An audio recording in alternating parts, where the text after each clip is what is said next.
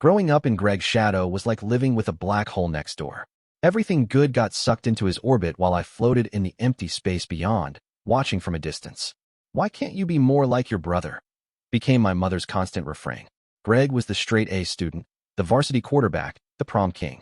I was just there. Average grades, no athletic ability to speak of, and socially awkward. At family gatherings, relatives flocked to Greg while I hovered by the snack table, stuffing my face to avoid conversation. The problem wasn't that Greg was successful, it was that he knew exactly how to weaponize it against me.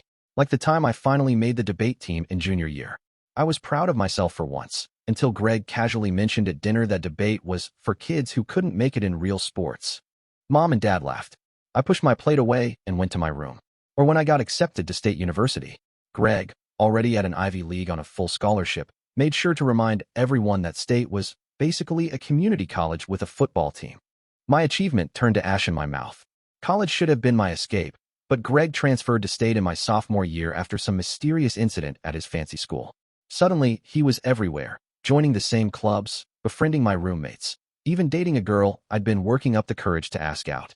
The final blow came during senior year, when he slept with my girlfriend of 3 years, Sarah. When I confronted him, he just shrugged and said, "She came on to me, bro. Not my fault you can't keep a woman satisfied." I cut contact with him after graduation, built my own life away from his toxic presence, found a job at a tech startup, made real friends who valued me, and eventually met Ellie. Ellie was everything I'd ever wanted, brilliant, beautiful, and genuinely kind. On our third date, she asked about my family, and I told her about Greg. "He sounds like a narcissist," she said simply. It was the first time anyone had validated my experience instead of telling me I was overreacting. We got married 2 years later in a small ceremony. I didn't invite Greg, but my parents brought him as their +1 anyway. I noticed how he kept staring at Ellie during the reception, but I brushed it off. A mistake I would come to regret. For 5 years, life was good. Ellie and I bought a small house in the suburbs. I was promoted to senior developer, and Ellie flourished as a graphic designer. We traveled, made friends, and talked about starting a family. Greg remained a distant figure, appearing only at mandatory family events where he'd behave himself just enough to keep our parents happy. "He's changed," my mother insisted during one Thanksgiving dinner. "He's really grown up." I nodded and changed the subject, unconvinced but unwilling to start an argument. What I didn't tell her was that Greg had accidentally sent me photos of him with various women, despite knowing I was happily married. It was subtle, but I recognized the pattern. He couldn't stand that I had found happiness without him. When my father had a heart attack 3 years into my marriage, everything shifted. He survived, but the scare brought our family closer. Greg moved back to our hometown to help out, and suddenly he was a constant presence again. Family dinners became weekly affairs that Ellie and I couldn't reasonably avoid without looking callous. "He's really not that bad," Ellie said after one such dinner. "Maybe you two should talk properly."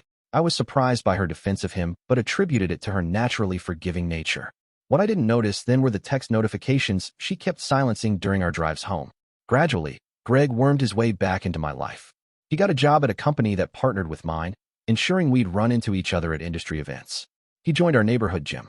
He even suggested the 4 of us, Greg, his girlfriend of the month, Ellie, and me, go on double dates. For Dad's sake, he said. It would make him so happy to see us getting along. Against my better judgment, I agreed. The first few outings were awkward but civil. Greg was on his best behavior, charming and attentive to whoever he'd brought along. I began to wonder if I'd been too harsh in my judgment. Maybe he had changed. Then came the work conference in Chicago. I had to attend, leaving Ellie home alone for a week. I called her every night, but on the 3rd evening, she didn't pick up. When I tried again the next morning, her voice was strange, distant, and guilty. "Everything's fine," she insisted. "Just tired. Miss you." When I returned home, I found a receipt for an expensive restaurant, the kind of place Ellie and I would only visit for anniversaries. The date matched my time away.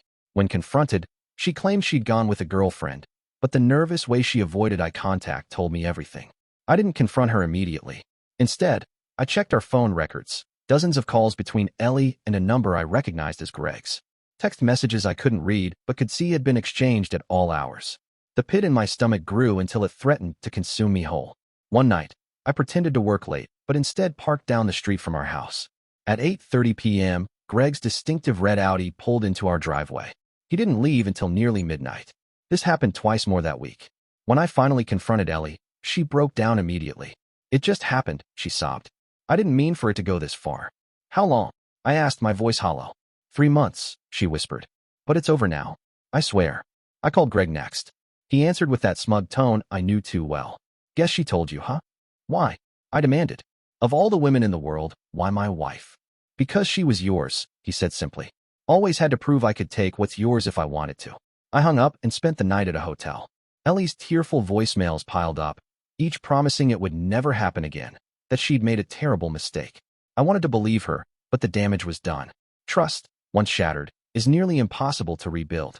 2 weeks later, as we tried to navigate what our relationship would become, divorce seemed inevitable, but neither of us had made it official. Ellie took a pregnancy test. Positive. Is it mine? I asked, hating the question even as it left my lips. Her silence was answer enough. Mathematical impossibility. We hadn't been intimate in months, my work trip creating the perfect alibi for their affair. When I told my parents about Greg's betrayal, expecting finally to have them see him for what he was, my mother's response cut deeper than anything. Well, you've always been jealous of your brother's success. Are you sure you didn't drive her away? I left town that night. New city, new job, new start. Sometimes I still get texts from Ellie about the baby, a boy who looks just like Greg. My parents send holiday cards with the three of them featured prominently, as if expecting me to embrace this twisted new normal. I haven't responded. Some betrayals cut too deep for forgiveness. Some brothers never deserved the chance to be family in the first place.